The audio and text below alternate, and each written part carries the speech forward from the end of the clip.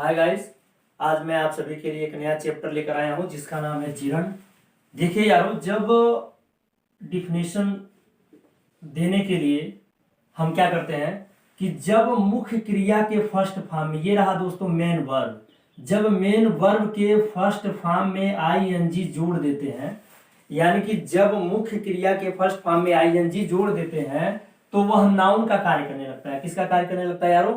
Noun का कार्य करने लगता है, अर्थात वह सब्जेक्ट हो जाता है। क्या हो जाता है दोस्तों? सब्जेक्ट हो जाता है। जैसे आप यहाँ पर देखिए कि जब मेन वर्ब के फर्स्ट फॉर्म में आईएनजी जोड़ देते हैं तो वह नाउन का कार्य करने लगता है। किसका कार्य करने लगता है दोस्तों? नाउन का। और नाउन ही सब्जेक्ट होता है। क्या होता है यारों? सब्जेक्ट होता है। यानी कि जब मुख्य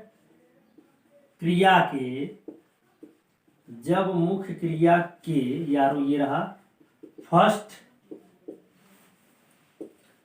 फॉर्म में, ये रहा यारों आईएनजी जोड़ देते हैं,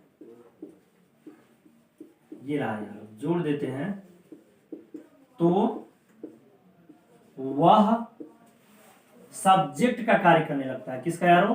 सब्जेक्ट का कार्य करने लगता है। ये रहा सब्जेक्ट का कार्य करने लगता है।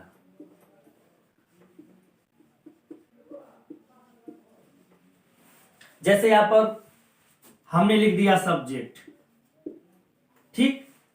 और जीरंड को डिफाइन करने के लिए क्या करते हैं? मेन वर्ब फर्स्ट फॉर्म, और यहां पर हमने क्या किया दोस्तों? आईएनजी जोड़ दिया।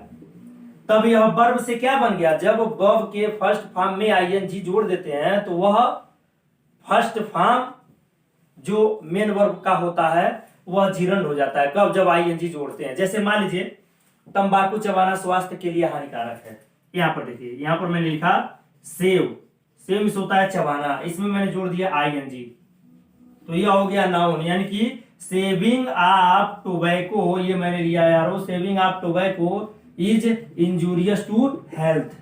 Saving of tobacco is injurious to health, यानी कि तंबाकू चबाना स्वास्थ्य के लिए हानिकारक है। अब यहां पर आप देखिए सेविंग क्या हो गया यारो? जीरंड हो गया।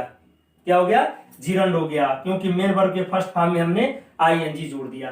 तो यह है दोस्तों जीरंड का सब्जेक्ट के रूप में प्रयोग। यानी कि आप यहां पर लिख सकते हैं टाइटल में, जीरंड का सब्जेक्ट के रूप में प्रयोग। सब्जेक्ट के रूप में प्रयोग, सब्जेक्ट के रूप में यारो ये हो गया प्रयोग, सब्जेक्ट के रूप में प्रयोग।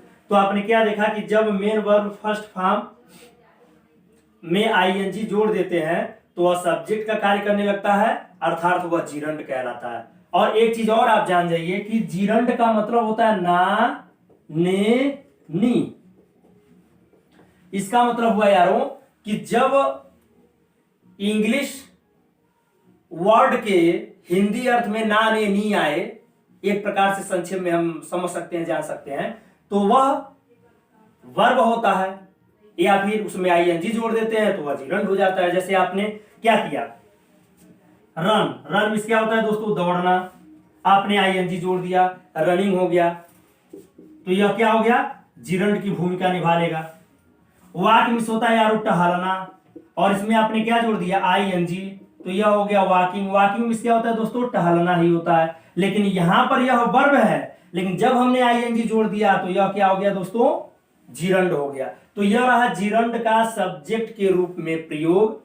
बहुत ही आसान ट्रिक है इसको जानने का यारो, कि जब मेन वर्ब के फर्स्ट फॉर्म में हम आईएनजी जोड़ देते हैं तो वह जीरंड कहलाता है। अब जीरंड को आप लेकर कई वाक्य बना सकते हैं। यानी कि अगर आपने एक वर्ब याद किया, आप सोच लीजिए, सपोज दैट यू, कि आपने एक वर्ब याद किया और एक वर्ब से आप हजारों अनगिनत वाक्य को बोल सकते हैं, इंग्लिश में ट्रांसलेट कर सकते हैं। तो इसलिए यारो आपको इंग्लिश में एक एक वर्ड पर ध्यान देना है, और यह जीरंड का सब्जेक्ट के रूप में प्रयोग आपको करके हमारे पास कमेंट करना है। बस आज के लिए इतना। जीरंड का ऑब्जेक्ट के रूप में प्रयोग अगले वीडियो में हम बनाकर भेजेंगे दोस्तों। तब तक के लिए धन्यवाद।